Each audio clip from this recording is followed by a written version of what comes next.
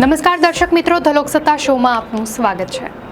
ભારતીય સંસ્કૃતિ અને સનાતન ધર્મમાં પર્વોનું આયોજન માત્ર મનોરંજન માટે નહીં, પરંતુ કુદરતના પરિવર્તનો સાથે તાલ મિલાવવા માટે કરવામાં આવ્યું છે, જેમાં મકર સંક્રાંતિ અથવા ઉત્તરાયણનું પર્વ અજોડ સ્થાન ધરાવે છે।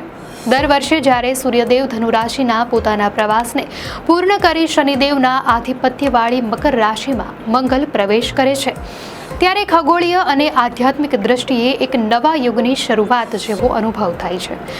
જ્યોતિષશાસ્ત્ર મુજબ સૂર્યનું એક રાશિમાંથી બીજી રાશિમાં સ્થાનાંતર થવાથી ક્રિયાને સંક્રાંતિ કહેવામાં આવે છે, અને દર વર્ષ દરમિયાન કુલ 12 સંક્રાંતિઓ આવતી હોવા છતાં મકર સંક્રાંતિને સૌથી વધુ ફળદાયી અને પવિત્ર ગણવામાં આવે છે, કારણ કે આ દિવસથી સૂર્યની ગતિ દક્ષિણાયનમાંથી બદલાઈને ઉત્તરાયણ તરફ પ્રયાણ કરે છે।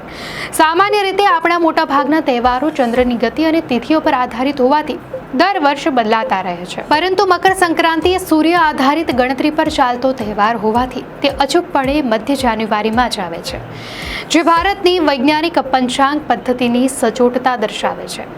આ પર્વનું આગમન સમાજમાં મંગલમય વાતાવરણ લાવે છે, કારણ કે મકર સંક્રાંતિની સાથે જ એક મહિનાથી ચાલતા ધનુર્માસ અથવા ખરમાસના અશુભ ગાળાનો અંત આવે છે। શાસ્ત્રોક્ત માન્યતા અનુસાર આ સમયગાળામાં સૂર્ય તેજહીન હોય છે, તેથી લગ્ન, સગાઈ, ગૃહપ્રવેશ કે મુંડન જેવા સંસ્કાર કાર્યો વર્જિત માનવામાં આવે છે, પરંતુ સૂર્યના મકર પ્રવેશ સાથે જ બ્રહ્માંડમાં હકારાત્મક ઉર્જાનો પ્રવાહ વધે છે અને ફરી એકવાર શુભ કાર્યોનો પ્રારંભ થાય છે। મકર સંક્રાંતિનું મહત્વ માત્ર પુરાણો પૂરતું સીમિત નથી, પરંતુ તેની પાછળ ગહન વૈજ્ઞાનિક તથ્યો પણ છુપાયેલા છે। પૃથ્વી પોતાની ધરી પર 23.5 ડિગ્રી નમેલી હોવાને કારણે સૂર્યના કિરણો પૃથ્વી પર પડવાના ખૂણા બદલાતા રહે છે। મકર સંક્રાંતિ પહેલા સૂર્ય દક્ષિણ ગોળાર્ધમાં એટલે કે મકર વૃત્તની નજીક હોય છે, જેના કારણે ભારત જેવા ઉત્તર ગોળાર્ધમાં આવેલા દેશોમાં સૂર્યના કિરણો ત્રાંસા પડે છે। પરિણામે દિવસો ટૂંકા અને રાત્રિઓ લાંબી તથા અતિશય ઠંડી હોય છે, પરંતુ આ દિવસથી સૂર્ય ક્રમશઃ ઉત્તર તરફ ખસવાનું શરૂ કરે છે, જેને કારણે દિવસોની લંબાઈ વધવા લાગે છે અને રાત્રિ ટૂંકી થતી જાય છે।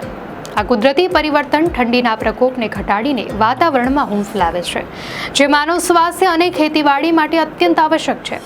આધ્યાત્મિક દ્રષ્ટિએ જોઈએ તો મકર સંક્રાંતિના દિવસે પવિત્ર નદીઓના સંગમ પર સ્નાન કરવાનું અને સૂર્યનારાયણને અર્ઘ આપવાનું વિશેષ મહત્વ રહેલું છે। ખાસ કરીને ગંગા સાગર કે પ્રયાગરાજ જેવા તીર્થ સ્થાનો પર આ દિવસે લાખો શ્રદ્ધાળુઓ ડૂબકી લગાવે છે, એવી શ્રદ્ધા સાથે કે આજના દિવસે કરેલું સ્નાન જન્મો જન્માંતરના પાપોમાંથી મુક્તિ અપાવે છે। આ પર્વ સાથે દાનની પરંપરા પણ અભિન્ન રીતે જોડાયેલી છે। શાસ્ત્રોમાં ઉલ્લેખ છે કે મકર સંક્રાંતિના દિવસે આપવામાં આવેલું દાન અનેક ગણું થઈને વળતર આપે છે। લોકો અનાજ, વસ્ત્રો અને મુખ્યત્વે તલ ગોળનું દાન કરે છે। તલના ઉપયોગ પાછળ પણ એક પૌરાણિક કથા છે કે શનિદેવ અને તેમના પિતા સૂર્યદેવ વચ્ચેના મતભેદો આ દિવસે તલના માધ્યમથી દૂર થયા હતા, તેથી તલને પરસ્પર પ્રેમ અને મિત્રતાનું પ્રતીક માનવામાં આવે છે। આયુર્વેદ અનુસાર પણ ઠંડીની ઋતુમાં તલનું સેવન ઉર્જા પૂરી પાડે છે, જે રક્ત શુદ્ધિમાં મદદરૂપ થાય છે।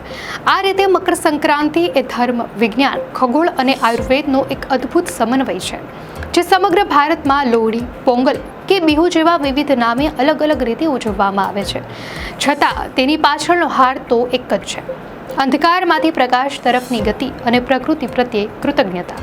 દર્શક મિત્રો, આ માહિતી આપને કેવી લાગી? આપની પ્રતિક્રિયા અમને કોમેન્ટમાં ચોક્કસથી જણાવશો, અને જો આપને આ વિડીયો સારો લાગ્યો હોય તો વિડીયોને લાઇક કરો અને ચેનલને સબસ્ક્રાઇબ કરો।